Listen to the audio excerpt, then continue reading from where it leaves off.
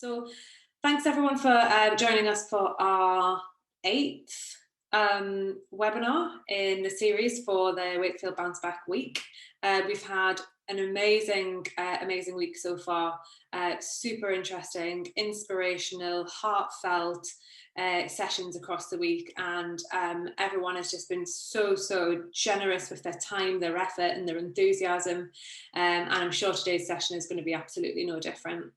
The themes for the Bounce Back Week in general are, of course, the fact that we've had a particularly difficult year, both in the region and obviously nationally. Adrian's back, great. We have felt a lot of that pain in the north, disproportionately to the rest of the country, given that a lot of the industries that have been hit hardest are actually residing in our local regions. Bounce Back Week is a celebration of the community spirit in the Wakefield region and in the north in general, our willingness to work together, our collaboration, our camaraderie, and the fact that we just look after each other and we look out for each other, particularly in business, and how that is absolutely integral to and conducive to a healthy economic recovery in the region. Today's session is all about employability, upskilling and retraining. So this is going to be a little bit more of an advice-led session rather than the sort of inspirational sessions that we've had before, where we have 3 speakers who are going to give some real tactical, usable advice that you can take away from this session and hopefully put straight into practice. So on the session today, we've got Pamela Hopkinson, social media trainer and consultant at SMS UK. We've got Dylan Hayes, senior Microsoft 365 consultant at Blacklight Software. And we've got Adrian Bird, employer engagement manager at the Employment Hub. So I'm going to go straight into introducing Pamela. What we're going to do is go through each of these guys. They're going to share their insight and their knowledge, and then we're going to go into a Q&A session at the end. So if anyone has any questions, comments, please put them in the Q&A function on Zoom. I'll then go and ask the speakers at the end for you, and we'll turn that into a bit of a conversational element at the end of the session. Please use the chat function to say hello to everyone, just to add any of your comments, anything that you would like to add, any of your own tips. Obviously, we'd love for this to be a little bit more of a collaborative. That's the speakers and attendees would love to hear from everyone in that section as well. So I'm going to give the digital mic over to you, Pam, and allow you to introduce yourself, tell us what you've been up to this year, give us an introduction to social media solutions, and what you've got to share with the event. That's brilliant. Thank you ever so much, Georgia. And it's a real pleasure to be here as part of the Wakefield Bounce Back Week. So yes, my name is Pamela Hopkinson. I run a social media training, consultancy and management company. All we do is social media, and we've just entered our 10th year of trading. So have been doing it quite a while. Where we differ from like sort of digital agencies is that's all I do is social media. So we're based just outside of Barnsley in South Yorkshire, so just on the edge of Wakefield. But we cover clients across the UK, and also because what has happened in the last year, we're actually talking to people outside the UK as well, which has made it really great. So because obviously people aren't having to work in offices quite the same way as they did in 2019 at the start of 2020. So for us, 2020 has been a really challenging year, like it has been for a lot of people. What has happened with us though is that we've worked really hard at keeping our digital presence high and out there. We launched a business support group with another company. And what's actually happened during the year, what's been real highlights for us is we've won a couple of awards, including Technology Innovator Award for the way that we do the social media management side of things. So it's been really good in those terms. Could have done without it though, like everybody.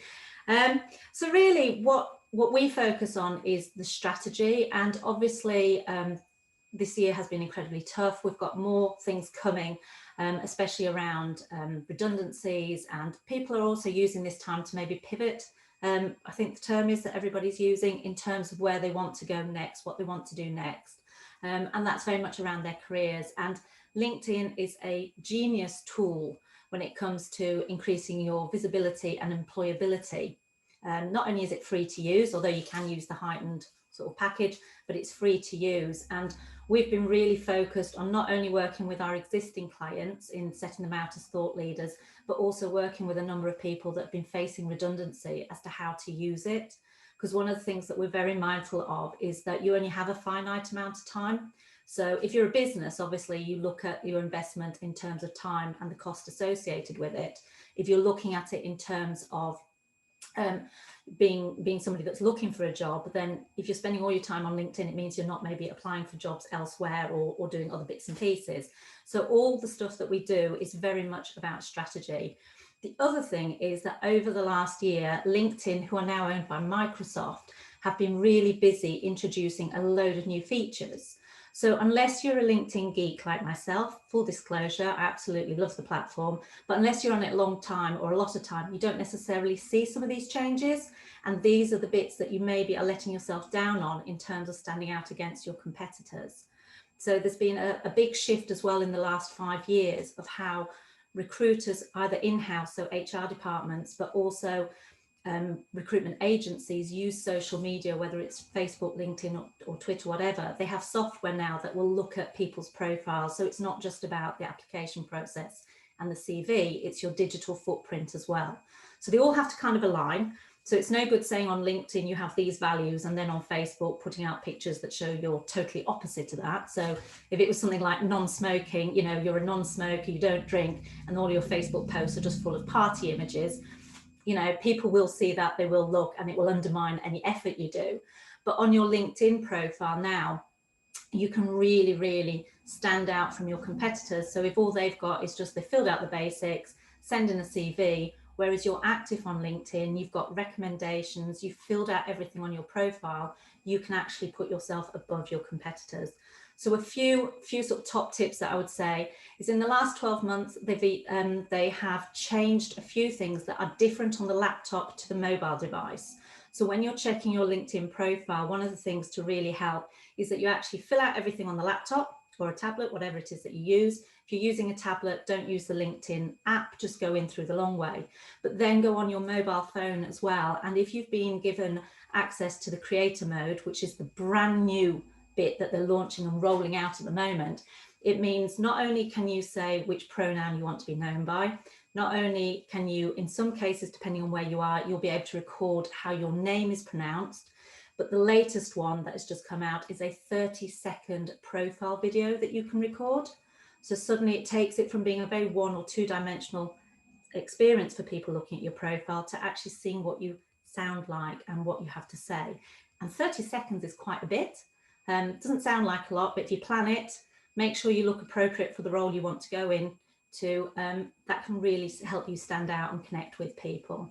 The other thing that I would suggest is that you go on it on a regular basis. There's over 740 million people on LinkedIn. It is guesstimated, or whether they've used software to work it out, that most users only use it for about 17 minutes a month.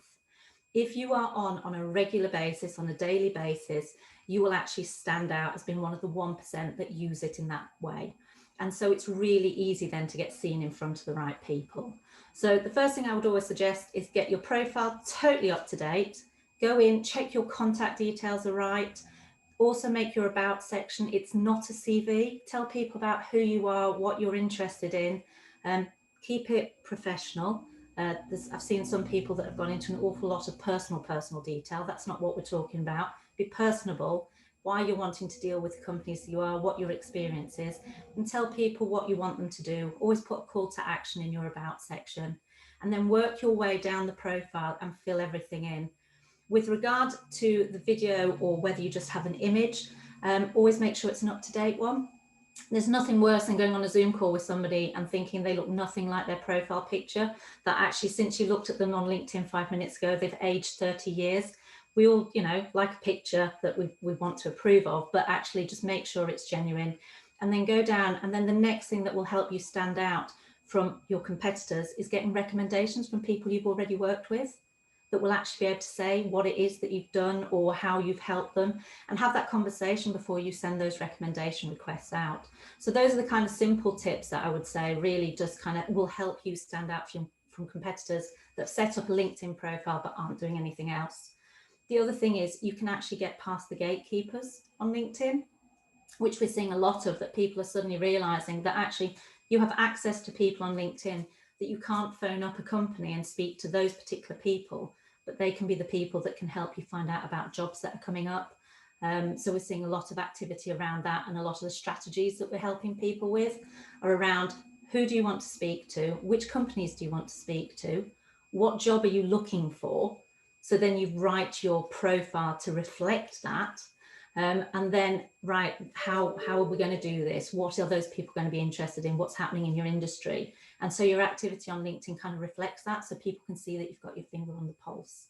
So I know that's a bit of a whistle-stop tour of LinkedIn. I appreciate there's a lot more to go at, but my top tips would really be get your profile totally up to date, check what has and hasn't been put onto your profile as extra functionality, get your recommendations in, and then also make sure that you have a daily strategy that you go through and you stay in touch with people that are posting the content you want, but maybe also working in companies that you would like to work with or in.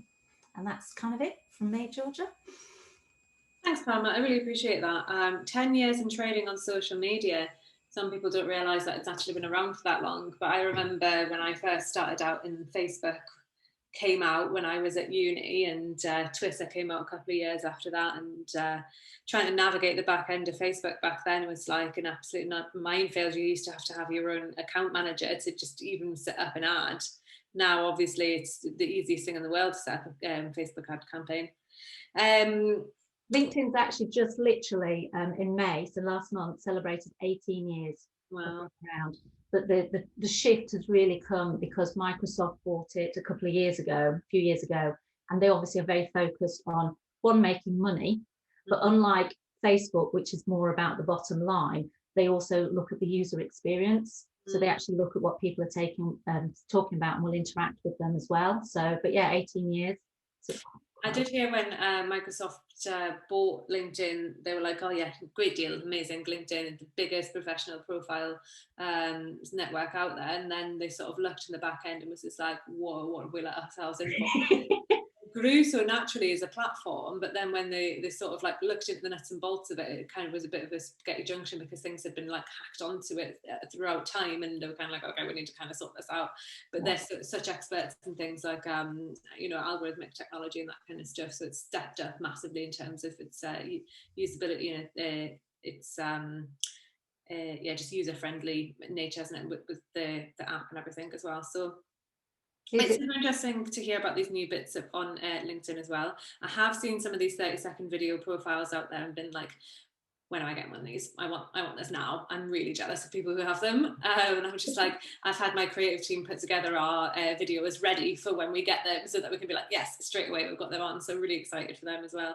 I'm recording mine after this because I've only just got the approval for it. But some people, you most probably are aware, but some people might not be aware, because of the volume of accounts. They don't just go, here's a new thing, everybody can have it. It's a rolling thing. So it also becomes that like, well, I've got it, have you got it kind of scenario going off. But yeah, it is. If you haven't got it yet, you should get it shortly.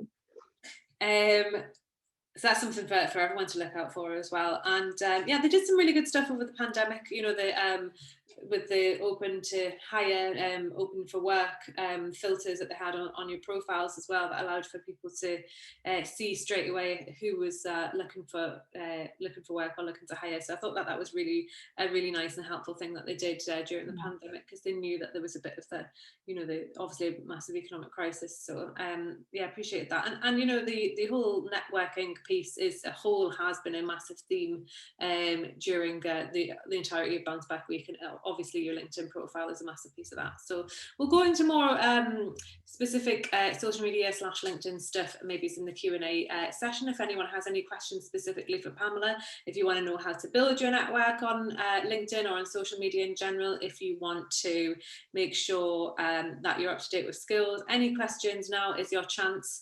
to get that expert feedback from her.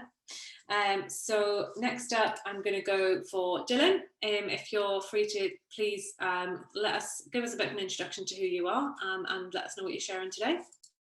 Okay, hi everybody.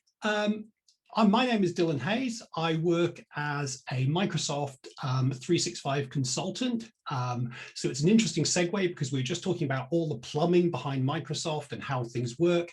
And the area in which I work is very much the technical bits of how things in the Microsoft platform work. I work for Blacklight Software, who are a local Microsoft Gold partner, and we exist to help organizations make the most out of Microsoft platforms like Dynamics 365, Microsoft 365, SharePoint, Teams, and all the stuff that we've come to rely on over the last year. So obviously it's been a busy year because everybody's gone from being IT being something that sits in the background to makes things happen and is generally regarded as inconvenience to suddenly IT is the business enabler. Without IT, we couldn't have worked from home. We'd just be sat here doing nothing. So obviously IT has had a busy year, a very interesting year, and it's been great to see that we've gone from a stage where everybody at the moment is just trying to get through the next few months to now people are starting to think about the future, building back, trying to work out what's next and trying to deal with the next problems we're having rather than the problems we have right now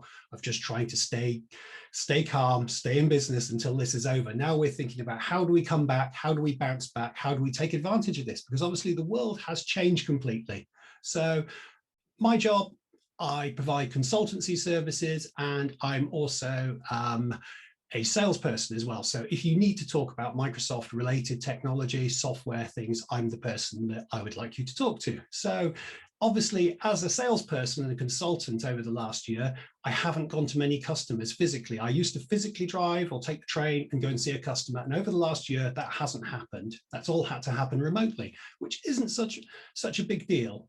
We adapted, we pivoted as an organization, and as individuals, we adapted. And in doing so, I've learned quite a few things about how you really can do your best to present yourself online. So what I'd like to do now is just talk about some of my lessons or learnings, as the horrible word has it, of what I've learned from this and talk about its applicability for those of you that are trying to take your steps into the job market, how to step out to the job market and how to do an interview online. Because obviously, if you're used to an interview in a room where you go to somebody's office, it's a very, very different experience online. So what I'm going to do is talk to you a little bit about some of the things that I've learned that may help you. So I'm just going to share my screen now and we'll walk you through some of this. Now, I freely admit to being an opinionated person, and I will say things about how I think things are. Other people may disagree with these views, but that's fine. We're all entitled to our opinions. So these are my opinions. I would always urge you to think carefully about rather than blindly following, but hopefully I've got some tips here that you may find you need. Feel free to disagree with me in the Q&A. The other people here, again, feel free to disagree, but I'm trying to stimulate discussion and make you think. So hopefully you should be able to see my slide deck now. So I'm going to talk about how we best appear on screen. So before we really get started, we need to think about what are we trying to do here? Just bear with me. So why are we trying to do this? Well, it's always good to start with a why, because this year and last year, everybody is a video star. Whether you like it or not, we're all video stars now. Humans are very visual creatures. We perceive our world through our eyes, and the impression our eyes make often takes a long time for the rest of our brain to catch up with that impression we've made, because those first impressions form very, very quickly. It's important to get this right to a visual creature. So how we look in a video call is almost more important than in some ways what you say, because if you've made a very bad impression right at the start, you're going to spend the rest of the time trying to struggle to get back from that bad place you've got there. If you start off confidently and well, the rest of the interview is just going to be easier. You'll feel it, the person interviewing will feel it as well, and everything will go better. So this is about trying to make that process go as well as you can for yourself. So what are we going to cover? Well, the first thing I'd like to do is cover getting the basic stuff right. Now, you can spend a long time in this. I've written a whole series of blog posts on how to perfect this to a really, really high degree, like game streamers and YouTubers do. We haven't got time to go into this, so we're just going to talk about the basic stuff. And then lastly, I'm just going to raise some of the points to think about that you are effectively broadcasting yourself. Everybody is a video star now, so just how to think about that and try and manage it. So let's talk about some of the basic stuff. Well, it goes without saying, it hasn't changed that being dressed appropriately is all important. Now, I do actually go to work in shorts. I don't go to work in pajamas. I haven't sunk that low. I have worn tracksuit bottoms. I have worn t-shirts. Guilty as charged. I'm sure we all are. In an interview, don't. It's as simple as that. I would say in an interview, it's always better to be overdressed than underdressed. If you've put on a suit and the person you're talking to is wearing a t-shirt, then you feel more comfortable than you do if they're wearing a suit and you're in a t-shirt. So always be overdressed. Always. I would say there's an old adage, the Americans would say, of don't take a knife to a gunfight. So it's better to have more than you need. Obvious, but it's just goes without saying. If you pick up one thing from this, it's don't wear your pajamas in an interview. The other thing is your workspace. Your workspace should be calm. It should be well lit.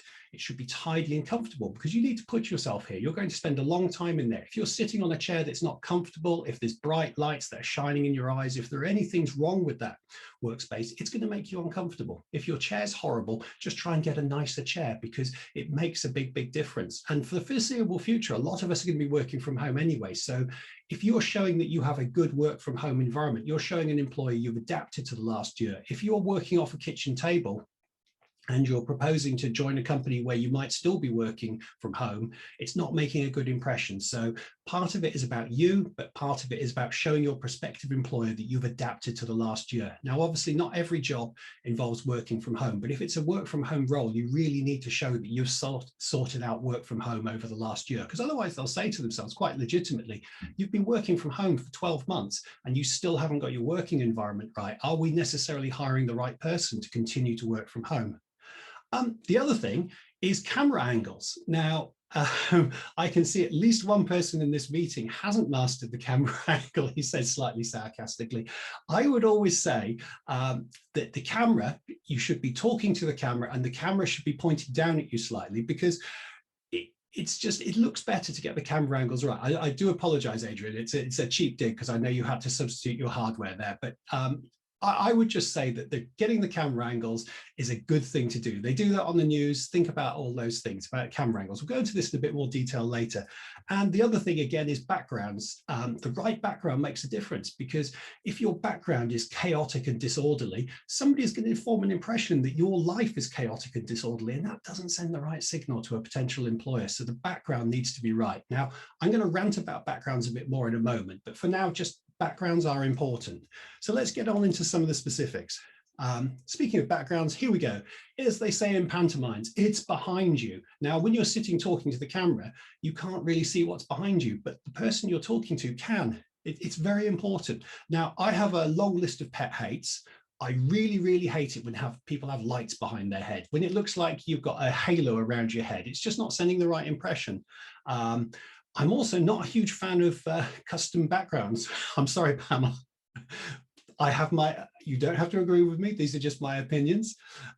Custom backgrounds are a problem sometimes. If you have a green screen, you can get them really right. But often when somebody's got custom backgrounds, especially if they've got frizzy hair or headphones or glasses on, you get weird artifacts around there and you can still see what's going on behind them. So sometimes I think that a custom background that sort of doesn't quite work, you're actually tempting the person to look at what's behind you, to see what's going on behind you. So if you are going to do a custom background, make sure you get it really right, or don't bother at all. It's just a pet hate of mine. Bad custom backgrounds just don't send the right impression. And again, avoid bright lights behind you. I've talked to people before where there is there's a strong light behind them or a window or something, and it wrecks the lighting. It just doesn't give you a good impression. And the other one is Joe Wicks. We all did Joe Wicks over lockdown. He was a master of putting the right things in the background. Think very carefully about what's in your background. If you've got a bookshelf, make sure that the books in the background that are visible are the right sort of books for the impression you're trying to make. Think very carefully. People notice these differences. If you can create some items that really project the right image, that's all the better. But if nothing else, just be neutral. If you can't project the right interest that you want to talk about, do something neutral. Now, sometimes it's kind of fun to have something that's a background item that's a talking point, because that potentially gives the interviewer something to talk about to you. So it's like, oh, I see there's an electric guitar behind. Do you play? And it's inviting further conversation. So a background in itself, what's behind you isn't necessarily bad, but you need to think very carefully about the impression it's making there. And like, it's in the same way that pajamas aren't acceptable, novelty backgrounds just aren't good. If you have a background, if you're going to a job interview and it's something like Bozo the Clown behind you, it just doesn't send the right impression. So novelty backgrounds are fun, maybe in a work setting when it's an informal chat with colleagues. But if it's something where you're projecting yourself as a business or as your personal brand, then just get rid of the novelty background, please. So let's talk a little bit about audio. The interesting thing is most of us work from a laptop, and laptops have had cameras on them for about 10 or 15 years. And nobody really cared about this stuff until over a year ago. So the laptop camera would be the cheapest camera they could find. The microphone would be the cheapest microphone they could find. And the quality was terrible, but nobody cared because it was something of a novelty. So the idea of having an external camera, an external microphone, these things, that just became a niche thing for people that were streamers, YouTubers, and things like that. So basically the quality of the audio equipment on a lot of computers, unless you've bought an expensive one in the last couple of months, isn't always all that great. And this is effectively where you're projecting yourself from. So think very carefully about the equipment you're using to project yourself. So obviously 2020 happened, and then suddenly your whole business and personal branding was controlled by something that cost a few pennies to make. Now, would you sign £1 million business deal on the basis of somebody having a terrible camera because basically the laptop had a cheap camera and it just sent the wrong impressions? Things like that do make a difference. So let's just talk about the camera. My personal opinion is that laptop cameras are evil, because there's a couple of different reasons. One of them is it's an unflattering angle.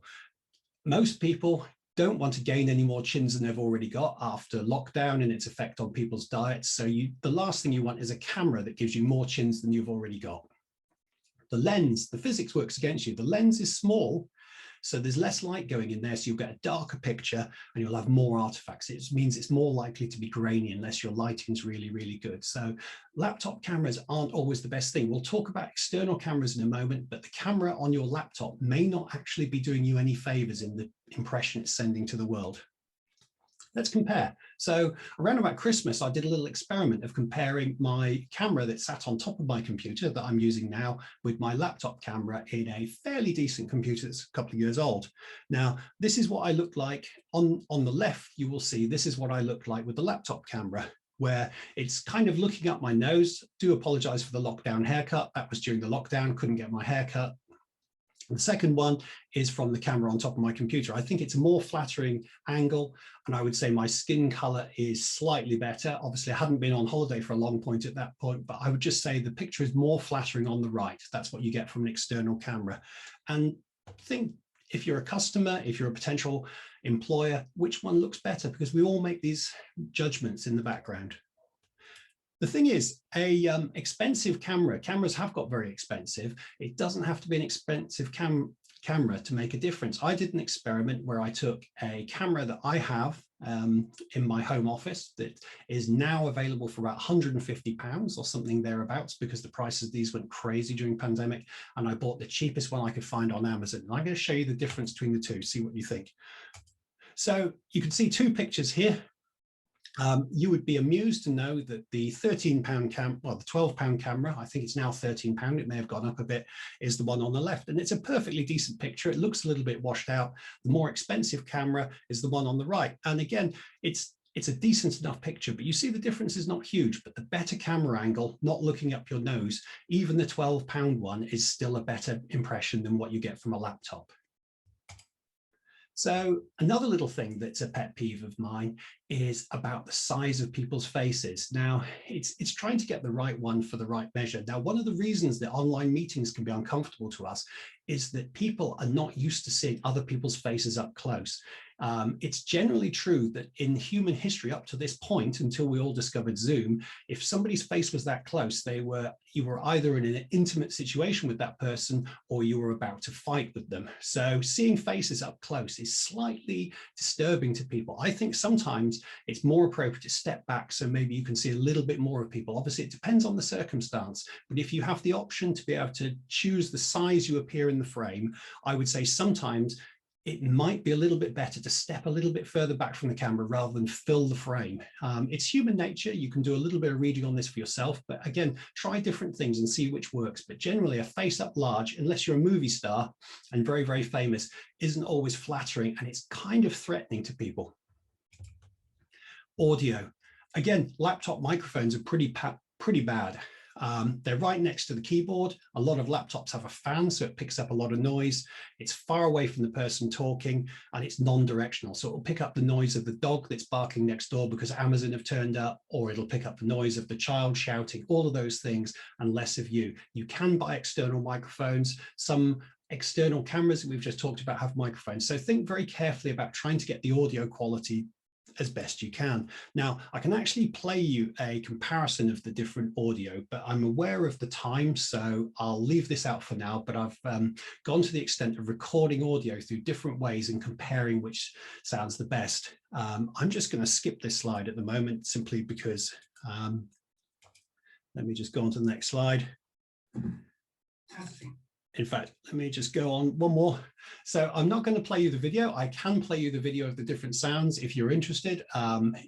Just suffice to say that just test your audio, see which one sounds best. Headphones can be great, but sometimes if your headphones have got a boom mic, because it's very close to your mouth, you can kind of sound like an airline pilot and you get that funny sort of football commentator sort of sound. So record yourself and play it back and see what works. Now, let's talk about lighting. Overhead and behind is bad.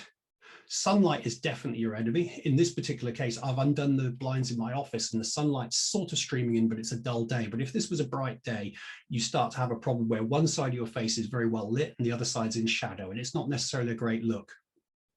Ideally, your lighting should be from the direction of the camera. So if you can get some lighting towards your computer and not behind you, that's much better. You can buy these things called ring lights, which actually allow you to illuminate the room much better if you're so inclined. Now that's getting a bit obsessive, but it really is worth looking at how you appear. So I've got some additional lighting here, and I've just turned that lighting on here to light the room fully, and you can see it makes a slight difference with the sunlight coming in. If I was to turn off all those lighting, I appear to be in shadow a little bit more, and you get this effect, which is slightly less pleasing. Again, these things make a difference. All as I would say for that is test, keep testing, keep having a look, because this stuff's important. Let's just go on to the next slide. Last thing I'd like to dwell upon is how you're actually trying to do two things when you're interviewing on video. There's two parts to what you're doing. One of them is the actual medium. So the medium means operating Zoom. It means looking at the camera. It means talking clearly to the microphone. All of these things aren't your actual message, but it's you mastering the medium. And at the same time, there's the cognitive load of you thinking about what you're saying, how you look, answering the questions. And those two things going on simultaneously in your brain produces overload. So your poor brain is trying to struggle with answering the difficult questions somebody's asked about where do you see yourself in 5 years' time. And you're also thinking about looking at the microphone, looking at the camera and talking to the microphone, and you're hearing next door's dog bark. All those things are going on in your brain, and your brain is just being overwhelmed with all the different things going on. So again, practice, practice, practice, and make sure you're familiar with Zoom. If they're using Zoom, make sure you know how to use Zoom. If they're using Teams for the interview, you can find out ahead of time. Make sure you know how to use Teams. All the tools are slightly different, and they keep adding and changing them. So make sure you know how to use the tools that will be used for the interview. Otherwise, you will struggle. And a little bit of struggle like that just makes your job just that much harder. It means that you're concentrating on making the tools work correctly and doing less work on actually projecting your message and hopefully forming an impression in people to say, right, we need to hire this person right away. So practice the tools. So that's the close. That's kind of the close of what I've had to say. You can scan the QR code on there, and that will take you to my LinkedIn page. I am pretty active on LinkedIn, and I'm also active on Twitter. And Pamela will be pleased to know that I have a persona that is consistent across Twitter and LinkedIn. I do try and listen to people like her and take the very, very good advice she has on using LinkedIn, using social media, and trying to form an overall picture of yourself that doesn't have some inconsistencies. So feel free to connect with me on LinkedIn, follow me on Twitter, or reach out in any other way. If you just want to talk about software development in general, careers in IT, things like that, please reach out and I'd be happy to take any questions. Obviously, we've got questions coming up at the end and I'll stick around for those questions. Thank you for listening and enjoy the rest of the talk. Thanks, Dylan. Really appreciate that. Loads and loads of great takeaways that people can use specifically for the employability element of this session.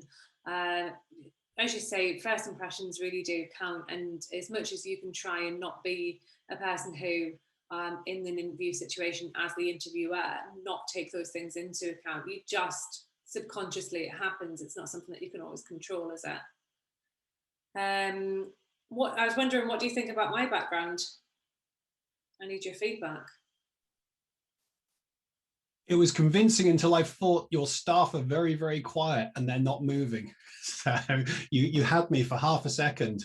It has fooled a lot of people over the past year, but honestly, having this office background in meetings, people have seen it and thought, especially like during like the midst of lockdowns, it's been like, oh, that's what life used to look like, and it's actually made people feel like quite comforted to see, even though they know it's not real, it kind of looks like what life used to be. So I've given people that solace at some point.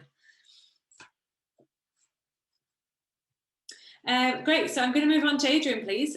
Please explain who you are, what you do, and what you're going to be sharing with us today. Good afternoon, everybody. My name's Adrian Bird, and I'm an employment engagement manager for the Wakefield Employment Hub, which is part of the Economic and Growth Skills Department at Wakefield Council.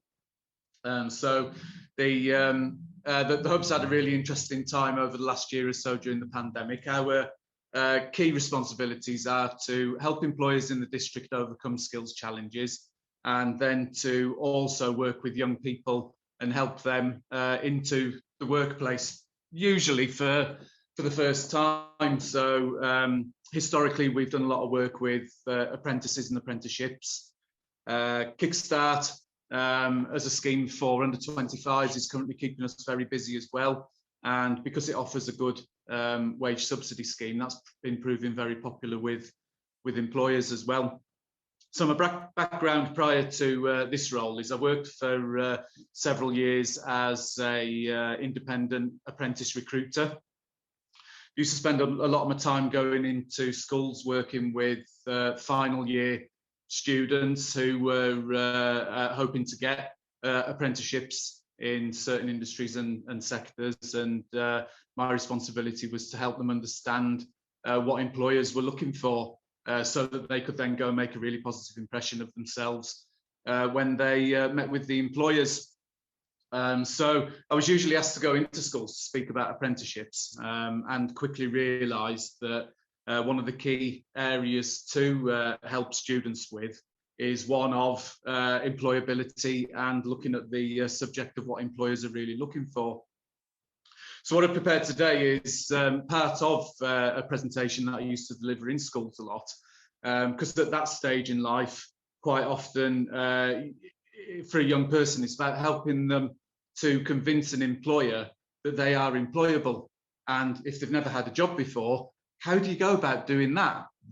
So what I used to concentrate on is there are 5 key behavioural traits that have been identified that pretty much all employers look for in any ideal candidate.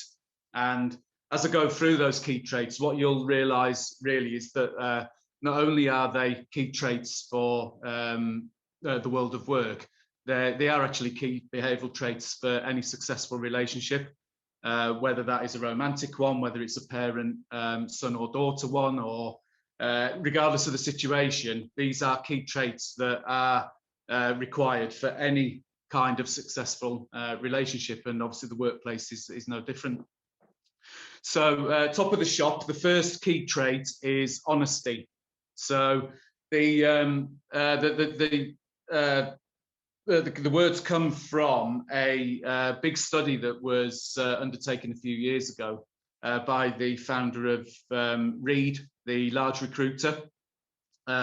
He did some work with a German psychologist and wrote a book called Putting Your Mindset to Work.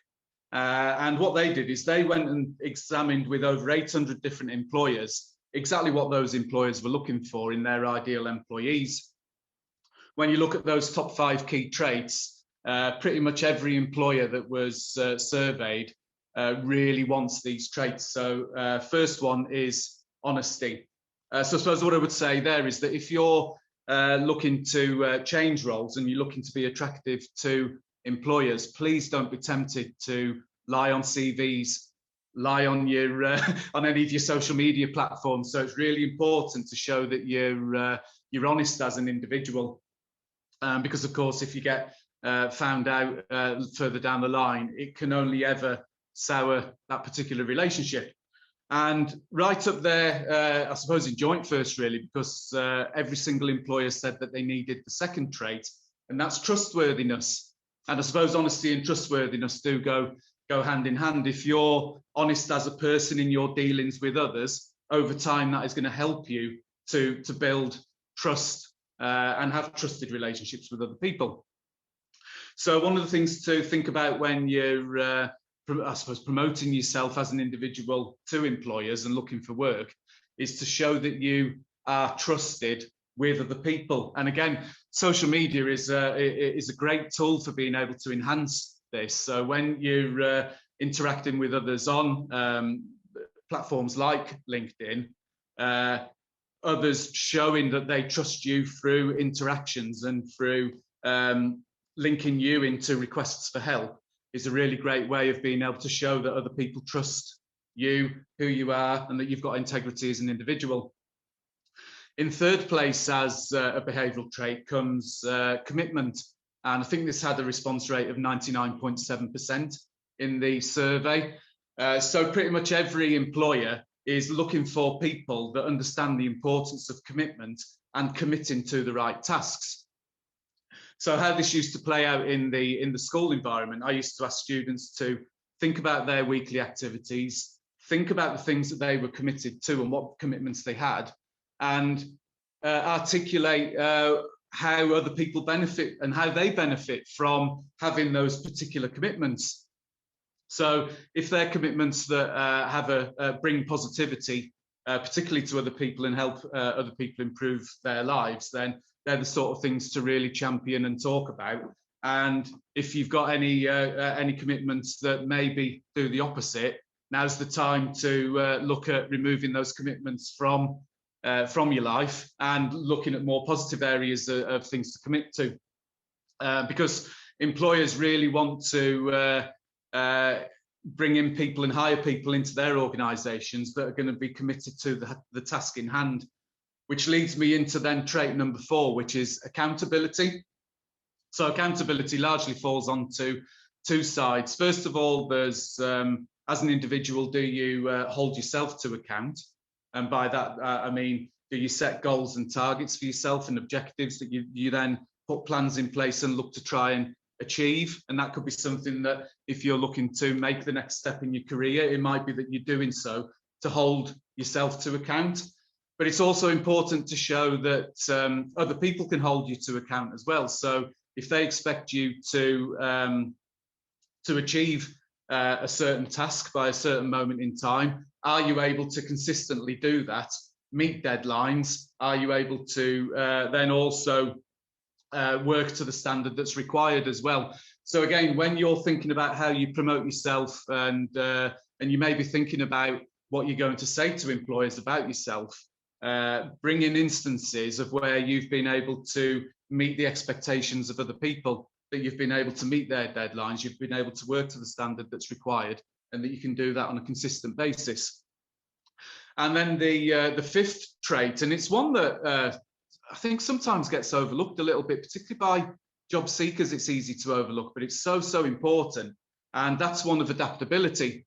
So over the last 12, 15 months or so, we've all had to adapt to an incredible amount of change, and we've had to do it on a consistent basis. Certainly employers are no different to that. And from speaking to a large number of employers over the last 12 to 15 months, a lot of them have had a huge amount of change to have to endure. Some of them have been told that they've had to shut the doors and stop trading at the drop of a hat. They've then been told that they can then start to reopen at a certain point in time, but in order to do so, they have to bring in certain measures. So if you're going to be working to an employer that's working under those kind of constant changes, then that employer needs somebody that is going to meet that change positively. And again, when you're thinking about how you're going to promote yourself to employers, think about instances where you've been able to adapt to change positively, to able to help both yourself and other people overcome obstacles.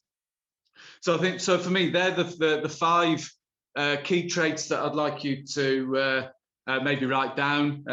What I used to say to the students on my old business card used to have those 5 key traits on the back of my business card. And what I used to ask the students to do is take a look at them. So you've got honesty, trustworthiness, commitment, accountability, and adaptability. And what you can do is you can look at those words on a regular basis and ask yourself the question, are you living up to those behavioural standards?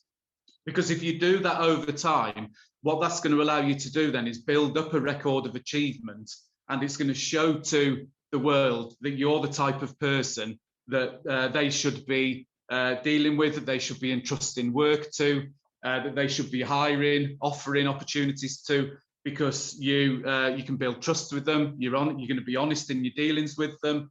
You're going to be committed. You're going to be able to meet their expectations. And if there are any instances where change is required, you're going to embrace that change in a positive manner. So those are those 5 key traits. One more time: honesty, trustworthiness, commitment, accountability, and adaptability. So my name's Adrian Bird. Thank you very much for listening this afternoon, and I look forward now to getting involved in the question and answer session. Back over to you, Georgia. Thanks, Adrian. I appreciate that. If anyone has any comments or questions, please add them now. I just wanted to comment specifically as an employer myself on those 5. Obviously, the traits are super important. I think that particularly for young people, it can be quite difficult to show in writing commitment, specifically because you may not have a long track record of employment. So it may show, oh, well, you know, I don't, it's not my fault, but, you know, maybe I was made redundant when I literally just joined the workforce and I don't have it, and it's not necessarily their fault, but there are other ways to show commitment. Things like charity work, or things like being part of a sports team, even. You know, that's or even a running club. I mean, it'd be a hell of a lot of commitment for me to join a running club, and there's a reason why I don't, because I knew I wouldn't be able to commit to it. But anything like that shows, you know, even when you were at school, you did the Duke of Edinburgh. Like there's loads of different things like that can show, actually, you know, I did just give a bit of myself to this and I saw it through. Any of those types of examples are always really good. You know, the first thing I do when I look at CV is go down and see what they're interested in. So a lot of the CVs that you come through, they don't have an interest section. And for me particularly, it's really important that whoever we hire is going to fit with the culture of our company. And if, you know, if you've got something on there that says like, I walk adoptive dogs for free on a Saturday, like you're 100% going to be at top of the pile than someone who maybe doesn't have any, just hasn't put anything about themselves. But it's the same, you know, as Pamela was talking about with your LinkedIn profile, being personable and mentioning those types of things.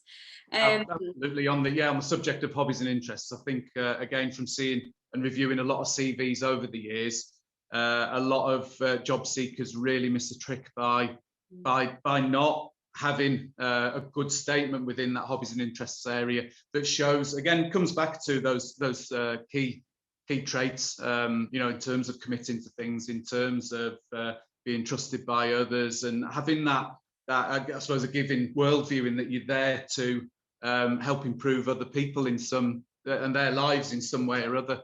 So yeah, it's a really important section. And as you, I quite often go straight to the hobbies and interests first as well. It just gives you, it humanises the person that you're reading, doesn't it? Because it's like, degree, work experience, blah, blah, and I'm just like, oh, this person, you know, they grew up somewhere in Europe. They maybe they don't necessarily have the same background, or they're maybe a little bit more interesting. Oh, they can speak this language. That's commitment. And even if it is something like, I love going water skiing on the weekend, it's like, that's you know, you're a 3D person to me now. So yes, but there's certainly positive. Yes, so if you took that as say something like water skiing, then there'll be positive reasons why the individual commits to that.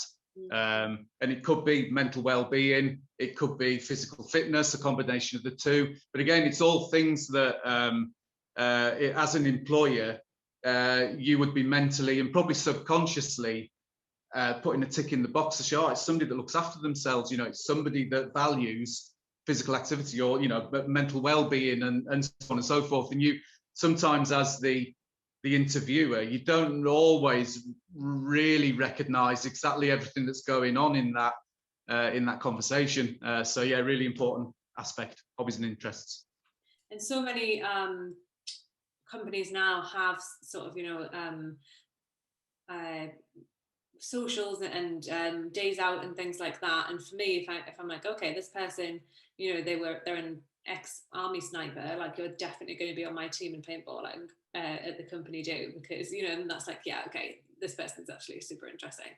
And I mean, in my business, you have to be a little bit quirky anyway, because we're not your average marketing agency. We don't do a lot of your fashion and your FMCG and those types of things. So, you know, the vast majority of CVs we get through, because it is PR and it is marketing, are female. And if I see things like, oh, you know, I'm great on TikTok, I'm like, A, don't even know what that is. B, I mean, I do know what it is, but it's by no means a skill in my brain, because you're not going to use it at my business, because we work with, you know, engineering companies, and none of them is going to want your TikTok skills. And also, yeah, I need people who are like a little bit off the wall, you know, and not just into like the mainstream stuff. Things that are a little bit different. You need to be a little bit quirky to fit in. You don't have to be a little bit quirky to fit in with every single company in the world. There's, you know, every single company is completely different, but I definitely need to look out for those people that I just need to go, I wonder why they've done that, or I wonder what that's about, and just piques your interest a little. Yeah, no, I think in that statement you've just told me that I'm possibly both quirky enough to be able to work for you, but I might also be rendered useless as well, because I used to open out my presentations in schools by playing a trombone, and then using that trombone as a prop to show how students could then think about making sure they were making the right choices for them in terms of the type of work that they did. So perhaps quirky enough on the one side, but you'd be like, engineers, no, they're not going to be interested in that trombone, pal, get down the road. No, I mean, I would be interested enough that you'd be able to get the second interview, I think, Adrian. Could I chime in there in praise of voluntary work? Because sometimes if you haven't worked elsewhere, then volunteering to work for free is actually very, very valuable to show that you have the commitment to work and that you're prepared to better yourself and better the community around you. I volunteer in Scouts for my sins, and I love it.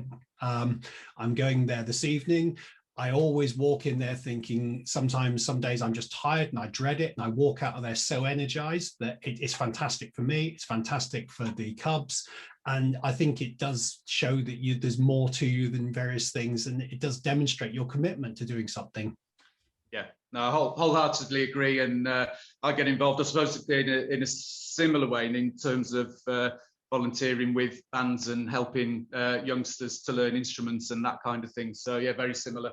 And a friend of mine that used to play in the same band as me, a chap called Graham Starr, that you might know, because I think he's quite high up in the scouting movement in the West Yorkshire district, and know he speaks fondly of how that enriches both his life and then the lives of others as well. So yeah, volunteering absolutely key to helping someone to progress in their life and what they want to do. I think the other thing with volunteering as well, if don't mind me chiming in, is the skills that come with that. Talking to a load of scouts or children or whatever is going to be a different skill set to somebody that does maybe water sports or something, you know, and it's how you can then translate those on, say for your LinkedIn profile, you can put those on there, or the skill and attributes that you've got. It's more than just volunteering, isn't it? Or having something else to add to your CV.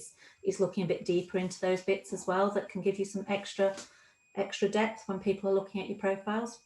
And dare I say that the N word, networking, because again, I've found that being involved in extracurricular activities like that, where there are groups getting together, it's also an effective place to network with others. And I think job seekers, again, perhaps miss a trick by not getting involved in things like volunteering, because quite often influential people in local communities like to offer their time and volunteer in worthy causes.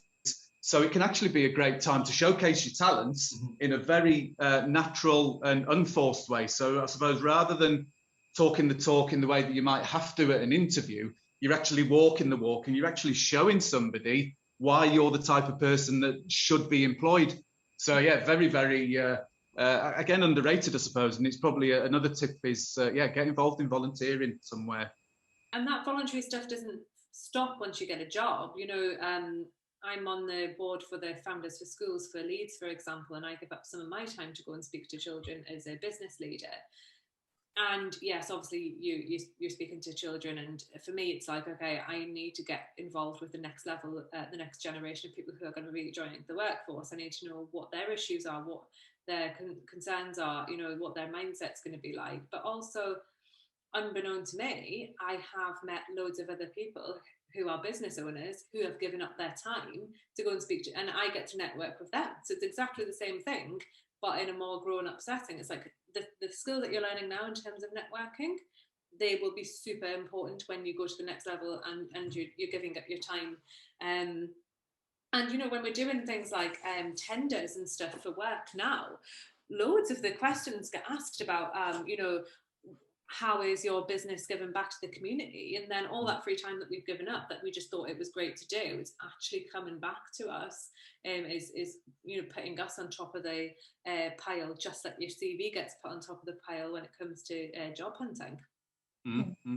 I can remember once a few years ago, I sat down with a young lady who had asked me to help her with a CV and to find an apprenticeship. And it kind of comes back to some of these hobbies and interests thing, because I guess in many ways volunteering fits back into that. And if I'm being honest, I was struggling a little bit to try and find her USP, as it were, what her unique selling point was. And I looked down at hobbies and interests, and it just said one word, traveling.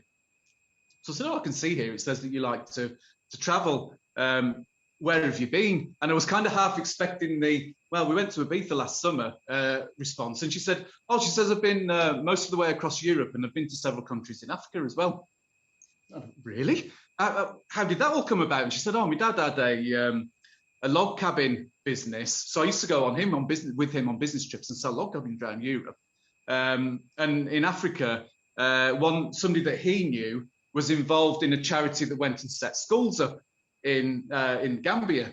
So we used to go out during summer holidays and Christmas time to go and help set these schools up. And I said, well, what did that get you involved in doing? And she went, well, all sorts, really. One day I might have been teaching a bit of maths and English to 4 and 5-year-olds. Another day we might have been trying to source a couple of desks because we were short. Another day we might even be getting materials for a roof, to put a roof on the place. I said, so it went into anything and everything.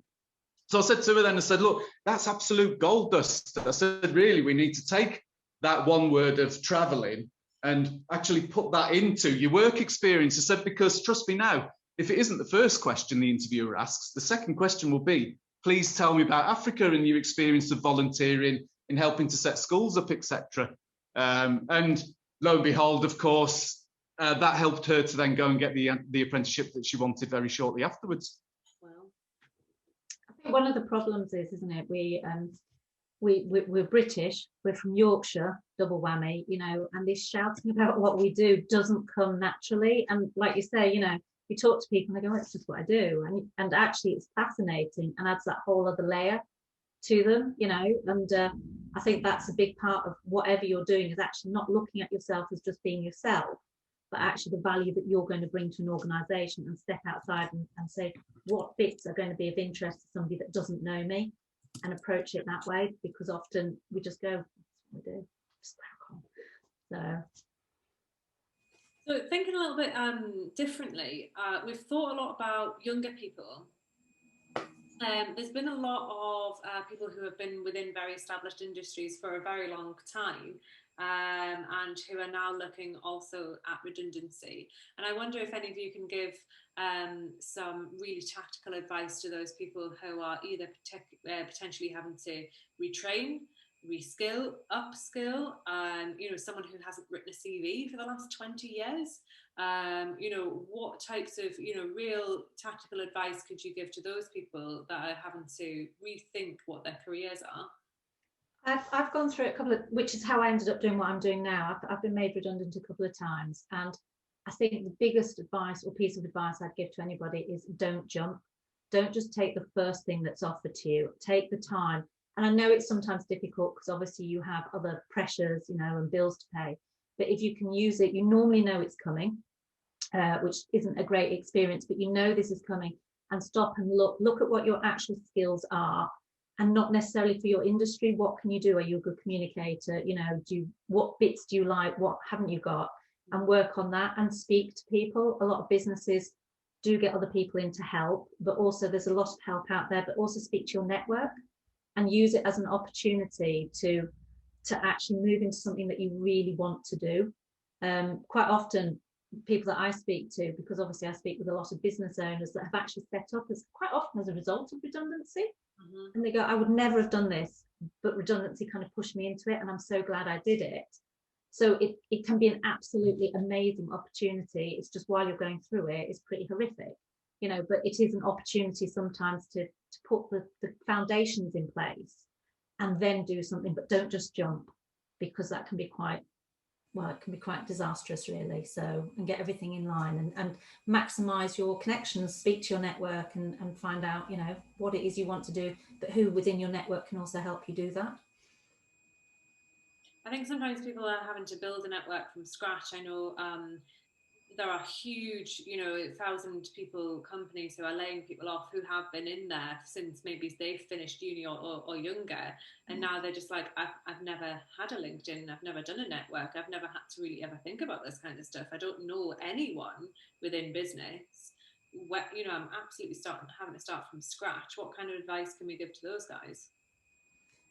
Again, I think it's having a focus. Even if you're going on LinkedIn for the first time, if you're trying to be a jack of all trades or appeal to everybody, the message becomes really confused. So if you can have some clarity, if it's a case of it being an industry that's been decimated and you know as much as you'd like to get into that, that is not an option for you right now, look at which one you want to go to and what's happening in there, and talk to people on, say, LinkedIn. The beauty of LinkedIn is you can connect with pretty much anybody on there. And start to have those conversations, but keep it very focused, because then anybody that comes and looks at your profile will get an idea of what it is that you're about, what your interest is. And it doesn't mean that's limiting your interest going forward, but just to give people that are looking at you for the first time and finding you for the first time some kind of steer on who you are, you know, and be quite strategic about who you look to connect with. One of the things on social media is it's all about the numbers. It's not all about the numbers. It's a quality over quantity thing. And if you decide, right, this is where I want to see myself, and you set your profile up to reflect that, and then you connect with those people that will help you do that, you will also see the nuggets that come through on your timeline. If you connect with everybody and anybody, and your profile is very confused about what you want to do, not only is it difficult when people come and look at your profile to understand what it is that you're about, but on your actual timeline, because you're getting updates from everybody and anybody, it's very difficult for you to see those nuggets where you can jump on and show your interest and have those conversations with people that might be able to steer you towards a new career or employment opportunities. So I think you have to be quite selective, certainly when you start out before you're established. And it is hard, but take every bit of advice that if the company, I know some companies are better than others, but if they're offering any kind of like retraining opportunities, any CV writing opportunities, A lot of companies that I'm talking to and I deal with offer LinkedIn training and all that lot, and just take it all, because you don't actually know what you're going to need long term. So just, you know, overload almost with information and support, and then take time to look up how you're going to implement that going forward, I think would be my advice. There's two things. Oh, sorry, go, Dylan. You go first. There's two things I'd like to add, but yeah, you go ahead. Okay, I have a piece of advice, and it's simply that you might have skills that you simply don't know that you have, and those skills are latent and you need to develop those. I'll give you an anecdote of an actual case. I've previously worked as a developer for some years, software developer, and I remember once going for an interview with a local company in Leeds. The interview was going well. I thought that I felt quite confident in the interview, things were fine. Found out afterwards I didn't get the job, and the feedback I got is that I came across as being too salesy, and that actually annoyed them, that I was coming across very positively, I was selling myself very strongly. And I heard the feedback and I didn't actually understand what the feedback meant. Well, suffice to say, fast forward a few years, and I actually work in sales. So I took the fact that something that failed to get me a job, I turned that around and said, hey, why aren't I working in sales? If somebody didn't give me a job as a developer because they found I was too salesy, why aren't I selling? And that's what I do now. So sometimes you'll find that advice comes from strange places, and you may actually have some latent skills and talents that you don't know, but other people have spotted, and they won't necessarily tell you in the way you expect. So sometimes think about the skills you might have bubbling underneath, that you could bring something. Yeah, and that links quite closely into one of the other areas that I used to focus on, again, a lot in schools, because young people are maybe thinking about, well, what am I suited to? And I think an error that I see quite a lot is that a lot of people will focus on a particular sector or industry or occupation, where for me, I think they'd be much better served by thinking about the type of person that they are and what actually drives them and what motivates them to get involved. And that's going back to where I used to use that trombone as a prop. So there are some people like myself who'll play a trombone because it helps them to help other people. I really get a kick out of helping others. So as long as my job role has got an element of helping others in it, by and large, I'm going to be satisfied. Now, there are other people that will, and you can use this analogy in lots of different activities. There'll be other people that will enjoy playing a trombone because it gives them an opportunity to compete against other people and I suppose show that they're better than somebody else at something. And of course, there are a lot of job roles out there which rely on people that are kind of competitive in nature and sort of want to win at something. There are other people that are more people that pay huge amounts of attention to detail and are really sort of focused in on making those little improvements and practice all the time. So again, a different type of person, and there are other people that will do it because it gives them an opportunity to be with others and that the team players and that they can go for a shared or a common goal. So one of my tips would be to have a think about what really where you get your enjoyment and your satisfaction in life from, and then have a think to yourself, what is it about that particular activity that means that I enjoy it so much? Because once you understand that about yourself, all of a sudden then the opportunities will open out, because you will spot the ones where if you're a team player, you will spot the opportunities where you need to work with other people to get a result. If you're competitive, you will see those. If you like helping people, you will see the types of opportunities where you need to help others. So that's my first tip. The second one is that within the council, we've also got the Step Up service, which is all about helping people that are currently out of work, regardless of age or circumstance, to help them then get back into work. So that they're now, in order to help them do that, they do get one-on-one support with careers advisors as well. And as part of that structure, there's a lot of training that people can undertake as well, going back to what Pamela was saying before. So there's a lot of training courses that are fully funded, so they don't cost you anything to go and do. So if you've researched an area that you'd like to go into and you can see that you've maybe got a bit of a shortfall in knowledge and skill, there is probably a training course out there that you could do at the moment to help you get the right knowledge and the right skill. Yeah, for sure. Upskilling is such a massive thing, and it's so easy to go to your local council or websites just to see what kind of training there is out there. There's also a lot of universities and colleges that have quick training courses, especially throughout the summer, upskilling in digital skills and those types of things, which are particularly of great relevance to, again, that older generation who think that they need to probably upskill a little bit with their digital stuff. I know my mum, I'm thinking about my mum's generation, she's got an iPad, which, you know, she's great on her iPad, but I don't think that she would know what to do if I gave her a Mac and how to open up apps on a desktop, you know. I feel like that generation skipped the computer part and went straight to the mobile and tablet part, and they know how, you know, she can do Zoom calls and do all that great stuff, but she wouldn't know how to deal with a PowerPoint, you know, because they weren't taught that kind of stuff at school. Going back to the kind of online profile stuff, a great sort of anecdote I had from a friend recently who's gone into a very professional and it's with children as well, and this guy, you know, what he did was he went, he's got great LinkedIn, scrubbed Facebook clean, changed the name on Facebook so that, because if you work with children, they shouldn't be able to find you on social media anyway. So kind of changed the name so they didn't have the surname. Same Instagram locked down. You can't go unless you can't view it. It's on private mode and you can't view it and all that kind of stuff, and have like a bit of a code name, whereas all my profiles are just my name, my full name, and I've not been like creative at all. But you also have to Google yourself, because there are other things where there are other platforms, there are other websites where they may have your picture or they may have information about you. And this guy Googled himself, and lo and behold was his MySpace profile. Because you completely forget that when you were 14 years old, you had a MySpace.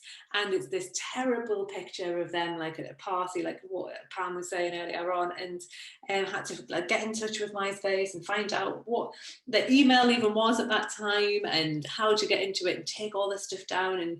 And so don't just think about the profiles that you've got now. Think about, because the internet does not forget, think about what you've got in the past, what profiles you had then. You know, you may have had various different things that maybe you even locked out of. Do a proper good Google search of yourself before you start handing out CVs. I mean, what you were talking about earlier about, you know, your potential employer is going to be looking at your Instagram, at your Facebook, and I don't do that because it doesn't occur to me to do that. I look on someone's LinkedIn, I'm like, oh yes, this is this person's CV, great, because those are the platforms that I professionally use. But my staff who generally are you know, a bit younger than me are just like, they're the ones who are just like, no, we need to check this, we need to check, and I'm just like, oh yeah, I forgot, I hadn't even think about checking their Facebook and stuff. So it definitely is something that happens, not necessarily something that I do, because it just doesn't really occur to me to check that. The thing is, I think the reason for it now as well is because obviously brands are on social media as well. You know, back in the day, MySpace, where we could rank our friends, you know, what a great idea that was. You know, brands weren't on social media the same. You know, LinkedIn obviously has been ahead of Facebook because a lot of people have viewed Facebook as a bit more of a social thing rather than a business thing. But all that is changing, and brands are working very hard, and depending on their size, spending a lot of money about extolling their virtues. And they want to have employees that reflect that back. And so now it's actually, I think it's around the fact that if that's not a good fit, that it can actually damage the brand. So that's why a lot of them now do it. And there is the software out to pull it up. And like you're saying, Georgia, the problem is we've got accounts out there that we've forgotten about. And you see it all the time, don't you? Obviously, when they're in the public eye, you know, oh, they said this on Twitter 10 years ago and all this kind of stuff. And I'm not excusing what some of the people have put out there. But if you look at what you were like 10 years ago, totally different. So you do need to have that purge, really, and go in and just clear it all out and lock it all down. And yeah, but it's you have to sometimes work a bit harder at at getting access to some of it, because we have forgotten and things have changed. Yeah. I think for people who are my age as well, because we didn't get taught this at school. They're teaching them at school now because they have to be very, very careful about like the pictures that they take of themselves, where they post them, who they send them to. At my age, you know, when I was at school, all of these things were literally just, Facebook was just coming out, and there was no education about safeguarding for yourself. So the people who are sort of millennials, like 30 plus, we didn't have any of that kind of stuff, and we were just throwing these things about ourselves all over the internet and not even thinking twice about it, because the repercussions hadn't happened until now. And we're just like, okay, next generation, this is what you do and do not do on social media. But luckily we've got the hindsight to be able to tell them that kind of stuff. What were you saying, Dylan, there? Sorry. I was saying GDPR does actually give you the right to redress and erasure. So if there is information out there that is clearly wrong, GDPR does give you the power to ask for that data to be deleted if it's personally identifiable data. So if there is a MySpace profile that is unfavorable to your personal brand now, then, and you have, there is some legal right you have to have data about you removed. So it's worth thinking about. So you don't just have to ask nicely, that the law is on your side in these things. But yeah, Google has its right to forget as well. So that's obviously Google works algorithmically, but if, say, you were a victim, for example, of crime, you can get in touch with Google and say, you know, can I please be forgotten?